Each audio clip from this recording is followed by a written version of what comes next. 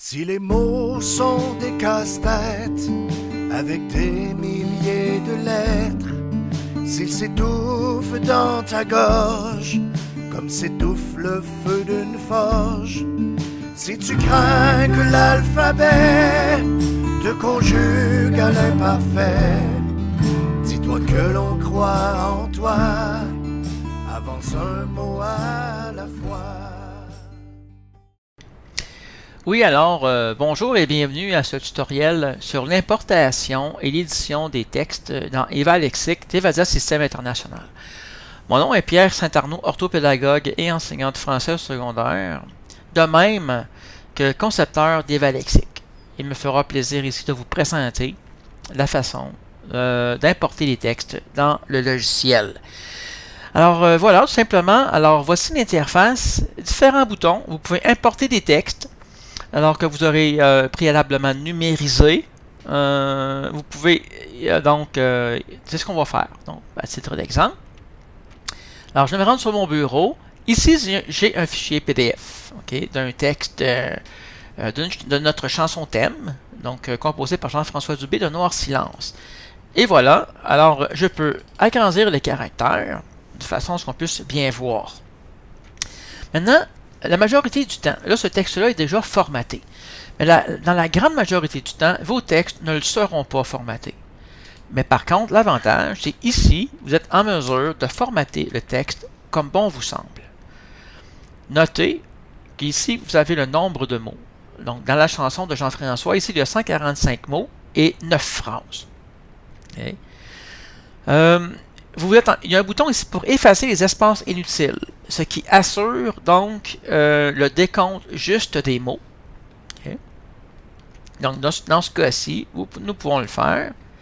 Okay. Et on s'assure que le nombre de mots est toujours de 145. Okay. On peut agrandir toujours le texte ou le réduire à notre guise. Ceci dit, j'aimerais, par exemple, centrer le titre ici. Je ne sais pas. Et puis, mettre ça en caractère gras et à grosseur de 16. Voilà, voyez-vous. Ici, en ce qui concerne le texte au complet, j'aimerais le mettre au centre. Voilà. Donc, on va diminuer ça. Je vais m'assurer que tout est bien là. Voyez-vous, il restait ça ici. Donc, on va s'assurer que tout est centré comme il se doit. Et voilà. Alors, j'ai modifié ici donc le texte comme je le souhaitais.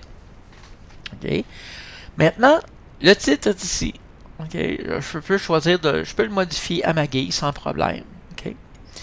Et maintenant, le niveau scolaire. Alors, on se souvient que dans le premier tutoriel, nous avions placé la troisième année, donc mis la troisième année comme étant une année par défaut.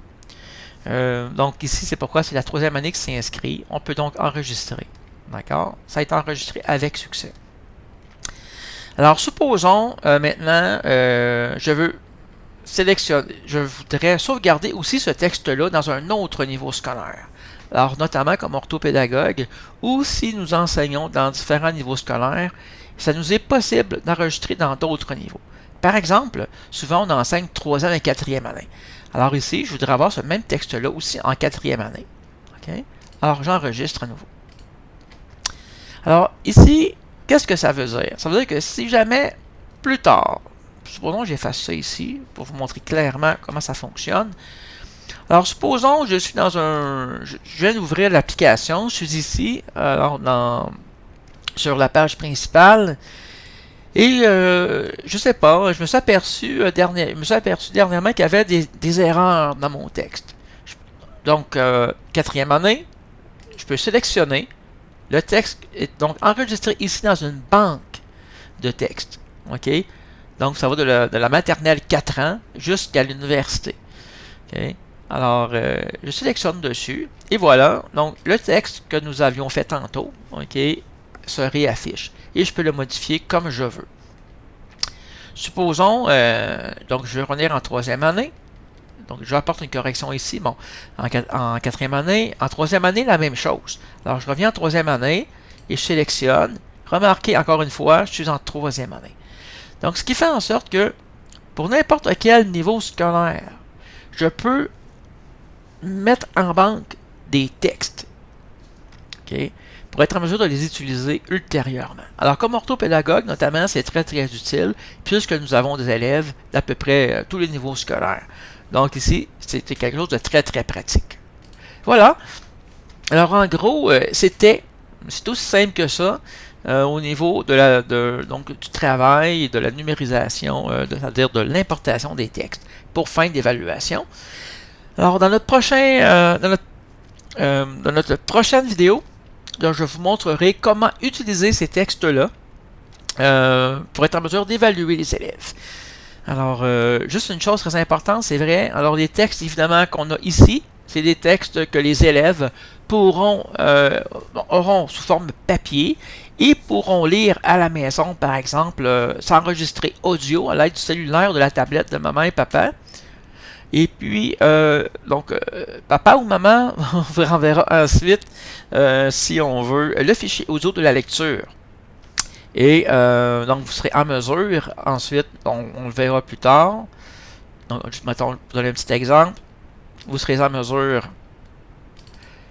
donc ici, alors, donc, en cliquant sur le bouton lecture, donc de réécouter, donc d'écouter la lecture de votre élève et d'être en mesure ici de l'analyser à l'aide des outils qui sont ici. Alors, ce sera le sujet de notre prochaine vidéo. Alors, soyez présents, restez à l'affût. Merci d'être là. À bientôt. Au revoir. Et si tu crains que l'alphabet te conjugue à l'imparfait, dis-toi que l'on croit en toi, avance un mot à la fois.